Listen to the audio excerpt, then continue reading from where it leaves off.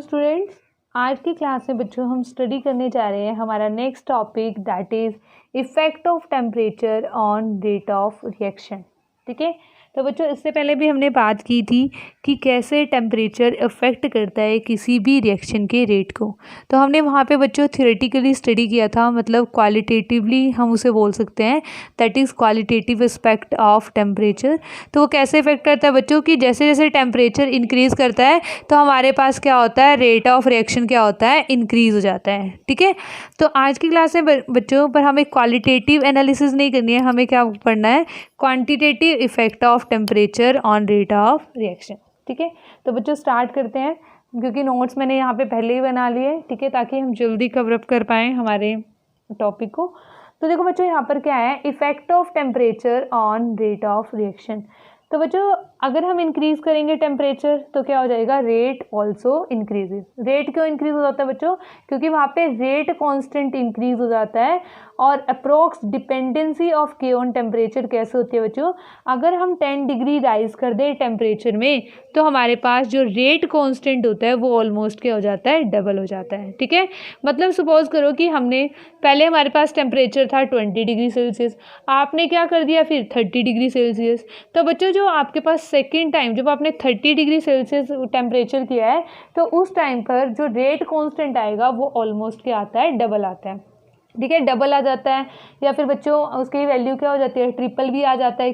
ठीक है, किन्हीं केसेस में तो हम क्या कह सकते हैं, value of temperature coefficient comes out to be between 2 and 3। तो बच्चों ये क्वेश्चन बहुत बार पूछा जाता है और कई बार तो जो वाइवा होता है ना, ठीक है, तो उसमें पूछ लिया जाता है what do mean by temperature coefficient. तो बच्चों टेम्परेचर कोफिशिएंट होता है, it is the ratio of rate constant eight T + 10 degree Celsius and rate constant eight T degree Celsius. Okay students, तो इस तरीके से हमारे पास क्या होता है, आपके पास टेम्परेचर कोफिशिएंट होता है। ठीक है, इसी के भी हाफ पे बच्चों एक क्वेश्चन करते हैं, बड़ा इजी सा क्वेश्चन है बट नीट वगैरह के एग्जाम में पूछ लिया जाता है। ठीक है, तो ध्यान से देखना बच्चों क्या दिया हुआ है, for a particular reaction temperature coefficient is 2। क्या है, टेम्परेचर कोफिशिएंट कितना बच्चों, 2। तो इसका मतलब क्या है, जब हम 10 डिग्री राइज कर रहे हैं टेम्परेचर में तो रेट कांस्टेंट क्या होता जा रहा है, डबल होता जा रहा है। अगर यहाँ पे 2 की बजाय 3 दिया होता तो इसका मतलब रेट कांस्टेंट क्या हो जाता, 3 टाइम्स होता जाता। ठीक है, तो अब यहाँ पे 2 दिया हुआ है तो हम 2 टाइम्स मान लेते हैं। कहते हैं if rate of reaction is 20 degree Celsius is x, find the rate of reaction at 50 degree Celsius. आपको ये बताना है। तो देखो 20 डिग्री सेल्सियस पर रेट कांस्टेंट कितना है, x। तो बच्चों 10 डिग्री आपसे 50 है पूछा है ना, तो 30 डिग्री, पहले 10 डिग्री राइज करो तो 10 डिग्री पे डबल हो जाएगा, कितना हो जाएगा, 2x। फिर 40 डिग्री पे कितना हो जाएगा, उसका डबल हो जाएगा, 4x। फिर 50 डिग्री पे कितना हो जाएगा, यहाँ पे भी 10 डिग्री राइज कर रहे हो ना तो उसका क्या हो जाएगा, डबल हो जाएगा, 8x। अगर इसे आगे पूछा जाता कि 60 डिग्री पे कितना होगा तो बच्चों क्या आता, आपके पास 16x। ठीक है, तो इस तरीके से हमारे पास क्वेश्चन आता है, बहुत ही इजी सा क्वेश्चन है। ठीक है, सिर्फ आपको ये चीज़ याद होनी चाहिए और इसका मीनिंग आपको पता होना चाहिए, what do mean by temperature coefficient. Okay, उसके बाद बच्चों हम स्टडी करते हैं क्वांटिटेटिव इफेक्ट ऑफ टेम्परेचर, जो हमारा आज का मेन टॉपिक है। तो बच्चों देखो, quantitative effect of temperature can be studied by Arrhenius equation. तो पहले बच्चों हम डिस्कस करते हैं ये अर्हेनियस इक्वेशन क्या है। ठीक है, तो अर्हेनियस इक्वेशन होती है बच्चों K = A × E⁻⁸ तो ये हमारे पास अर्हेनियस इक्वेशन होती है। अभी मैं आपको बताऊंगी, जो थोड़ा एक्टिवेशन एनर्जी के बारे में हम डिस्कस करेंगे बच्चों, ये कैसे आती है, ये इक्वेशन कैसे आती है, इसका प्रूफ भी मैं आपको थोड़ा सा एक्सप्लेन कर दूंगी। ठीक है, वैसे वो आपके सिलेबस में नहीं है कि ये इक्वेशन कहाँ से है, आपको डायरेक्ट ये इक्वेशन लर्न होनी चाहिए। ओके, तो बच्चों यहाँ पे K क्या है, रेट कांस्टेंट, A क्या है आपके पास, अर्हेनियस फैक्टर, क्योंकि अर्हेनियस साइंटिस्ट ने इक्वेशन दी थी तो इसलिए उनके नाम पर इस फैक्टर को बोला गया अर्हेनियस फैक्टर। या बच्चों इसका दूसरा नाम होता है फ्रीक्वेंसी फैक्टर और थर्ड नेम होता है इसका प्री एक्सपोनेंशियल फैक्टर भी हम इसे बोलते हैं। तो देखो प्री एक्सपोनेंशियल फैक्टर क्यों बोलते हैं बच्चों, ये क्या है आपके पास, एक एक्सपोनेंशियल टर्म होती है, एक्सपोनेंशियल टर्म से पहले वाली टर्म को हम क्या बोल रहे हैं, प्री एक्सपोनेंशियल फैक्टर। ठीक है, और आर क्या है आपके पास, यूनिवर्सल गैस कांस्टेंट। आर क्या है, यूनिवर्सल गैस कांस्टेंट, और इसकी वैल्यू कितनी है, 8.314 जूल पर मोल पर केल्विन। ये नहीं आएगा बच्चे में, ठीक है, ये गलती से लिखा हुआ है, 8.314 जूल पर मोल पर केल्विन इसकी वैल्यू होगी। तो बच्चों देखो, इसमें आपको एक्टिवेशन एनर्जी के बारे में हमने लास्ट क्लास में डिस्कस कर लिया है कि एक्टिवेशन एनर्जी क्या होता है, ठीक है। तो बट फिर भी हम थोड़ा सा इसको स्टडी करेंगे, ठीक है। अब देखो बच्चों, आपके पास, ठीक है, कैसा क्वेश्चन आया हुआ था, ठीक है, ये JEE 2010 का क्वेश्चन है बच्चों। 2010 में क्वेश्चन पूछा गया था इस तरीके से, ठीक है। ग्राफ्स दिए हुए थे और आपसे पूछा होता which of the following is true, rate constant और टेम्परेचर के बीच में ग्राफ था। तो देखो बच्चों, अर्हेनियस इक्वेशन क्या है, K = A × E⁻⁸ तो देखो ये y एक्सिस पर है और ये x एक्सिस पर है, तो मतलब एक्सपोनेंशियल फैक्टर का ग्राफ हुआ ना, मतलब, ठीक है, E/A ठीक है, RT, तो यहाँ पर x हो गया। तो एक तरीके से क्या हुआ, एक्सपोनेंशियल का, और इसका ग्राफ कैसा होता है, हमेशा एक्सपोनेंशियल फैक्टर का ग्राफ आता है बच्चों, लाइक दिस, ठीक है। तो इस तरीके से ये क्वेश्चन था आपके पास, बहुत ही ईजी क्वेश्चन था, बट इसमें कंफ्यूज हो जाते हैं बच्चे, ठीक है, क्योंकि हमें पता नहीं चलता उस टाइम पर कि कैसे कोई प्लॉट बनेगा, कैसे कोई ग्राफ ड्रॉ होगा, ठीक है।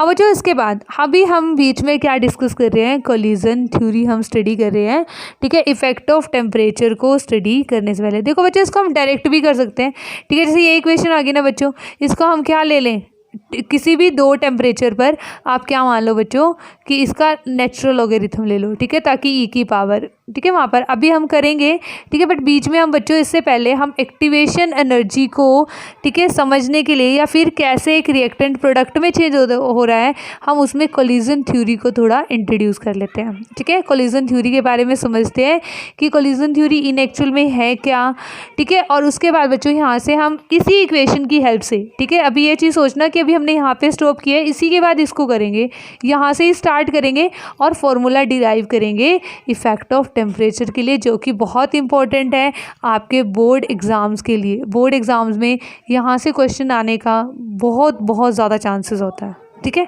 तो देखो बच्चों, कोलिजन थ्योरी क्या है, कोलिजन थ्योरी होती है बच्चों कि आपके पास देखो दो रिएक्टेंट है, रिएक्टेंट दोनों ने मिलकर क्या बनाया, एक प्रोडक्ट बनाया। पर बच्चों हम क्या कहते हैं कि देखो आपके पास कोलिजन इतनी बार होता है ना कि एक सेकंड में ना 10⁻17 टाइम कोलिजन होता है। तो इसका मतलब ऐसा लगता है कि अगर एक सेकेंड में इतनी बार कोलिजन होता है तो क्या हो जाना चाहिए, हमने रिएक्टेंट लिया और झट से हमारे पास क्या बन जाना चाहिए, प्रोडक्ट बन जाना चाहिए। बट इन एक्चुअल प्रैक्टिस बच्चों ऐसा नहीं होता, ठीक है, क्योंकि जो सारे के सारे कोलिजन्स होते हैं वो इफ़ेक्टिव नहीं होते, ठीक है।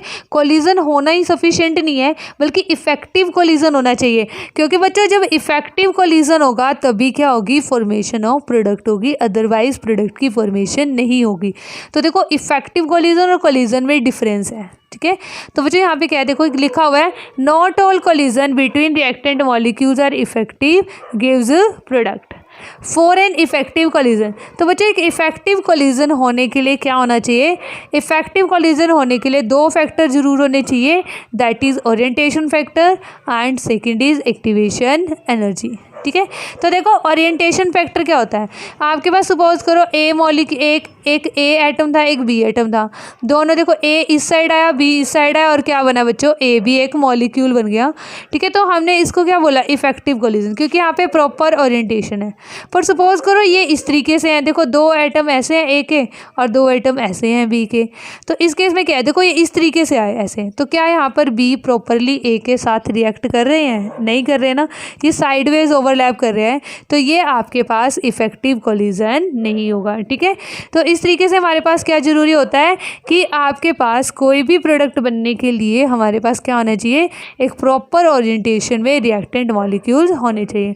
अब देखो जैसे यहाँ पे ये रिएक्टेंट मॉलिक्यूल थे दोनों, ठीक है, तो इसके लिए बच्चों यहाँ पर देखो दो तरीके से ही रिएक्ट कर सकते हैं। एक तो तरीका ये है कि OH नेगेटिव, देखो Br को जाना है और OH को आना है, ठीक है। एक तरीका तो ये है कि OH क्या करे, इसके ऊपर यहाँ से अटैक करे, मतलब जहाँ से Br जाएगा वहाँ से OH अटैक करे, और एक तरीका क्या है कि OH पीछे से अटैक करे और Br यहाँ से चला जाए। तो दोनों में से प्रॉपर वे कौन सा है, ये वाला प्रॉपर वे है। क्यों है, क्योंकि देखो बच्चों Br भी एक बल्कियर ग्रुप है, नेगेटिव चार्ज वाला ग्रुप है, और OH के ऊपर भी नेगेटिव चार्ज है, तो नेगेटिव नेगेटिव की तरफ आएगा तो इसको रिपेल करेगा, मतलब यहाँ पर OH अच्छे से अटैच नहीं हो पाएगा। जबकि इस केस में ये वाला नेगेटिव यहाँ से चला जाएगा और ये पीछे से आके अटैक कर जाएगा, तो आपके पास क्या हो जाएगी, यहाँ पे रिपल्शन भी नहीं होगी, ठीक है। तो इसका मतलब दिस इज प्रॉपर ओरिएंटेशन, ठीक है। और इससे क्या बनता है, इस तरीके से मिथेनॉल हमारे पास फॉर्म हो जाता है। अब देखो कई बच्चे सोचेंगे कि मैम ने यहाँ पे तो पहले 3 H लगाए हैं, यहाँ पे इस साइड 3 H लगा दी, तो ऐसा क्यों किया।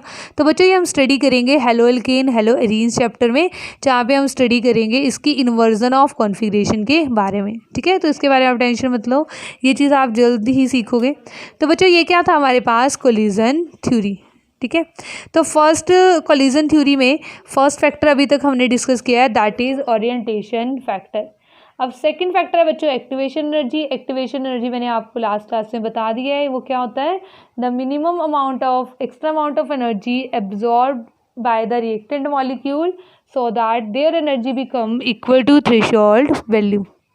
ओके ये चीज़ बच्चों हमने लास्ट क्लास में डिस्कस कर ली थी। लास्ट लेक्चर में मैंने आपको पूरा लेक्चर इसी के बारे में समझाया था, बल्कि मैंने आपको 2 स्टेप रिएक्शंस के बारे में भी बताया था, ठीक है। तभी उसके लिए अलग से वीडियो बनाई है।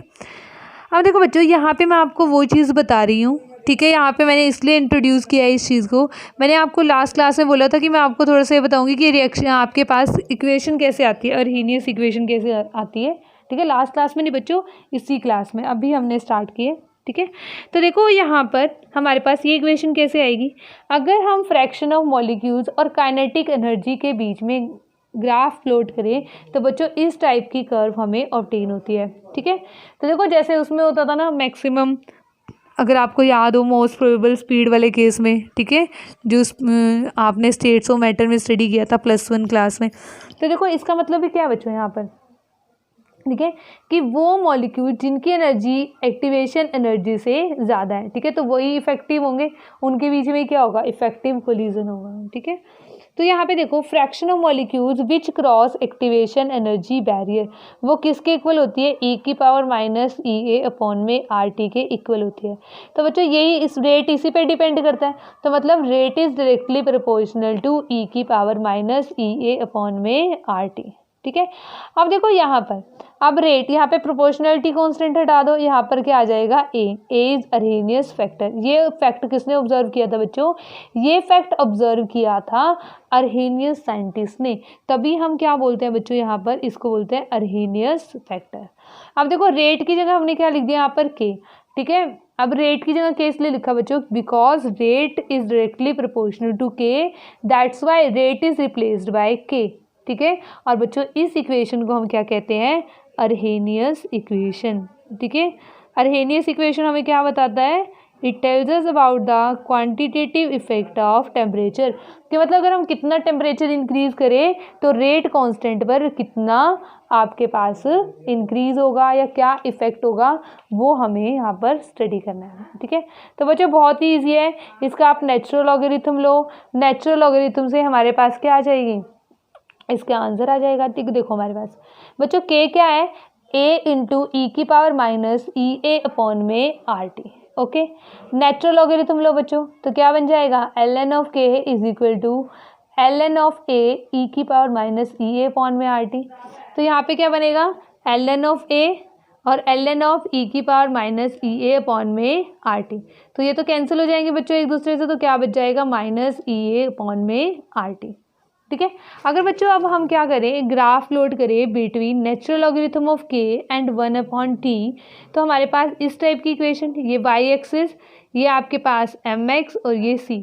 अब बच्चों देखो यहाँ पर स्लोप क्या है, नेगेटिव, और इंटरसेप्ट भी आ रहा है, ठीक है। तो अगर इंटरसेप्ट आ रहा है तो इट मीन्स ये ग्राफ ओरिजिन से पास नहीं होगा और नेगेटिव स्लोप के साथ होगा, तो ऐसा ग्राफ ऑब्टेन होगा। तो इस पे भी क्वेश्चन पूछ लिया जाता है बहुत बार, और आपके पास स्लोप क्या होगी, -EA अपॉन में R, ठीक है। तो बच्चों ये हमारे पास फॉर्मूला आ गया।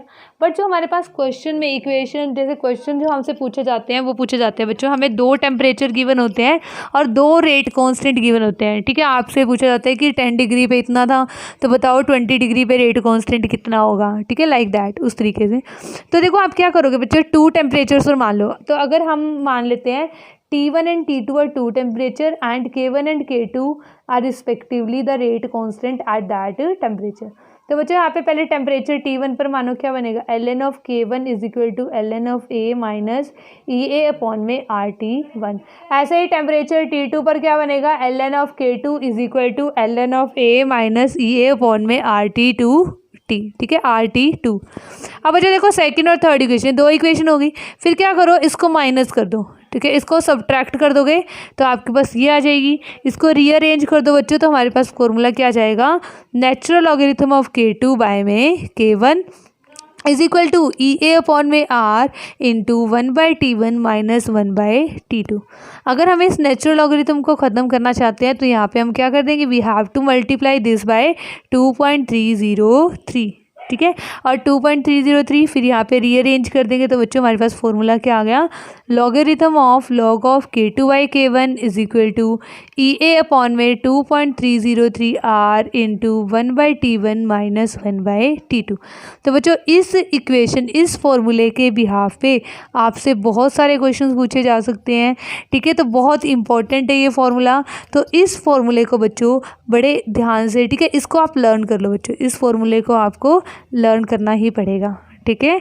तो ये आपके बोर्ड एग्जाम में पूछा जाता है और इससे रिलेटेड, जैसे ग्राफ से रिलेटेड, ठीक है, इसमें कोई भी चीज़ हो सकती है बच्चों, आपसे कंपटीशन में भी इस क्वेश्चन को पूछा जा सकता है।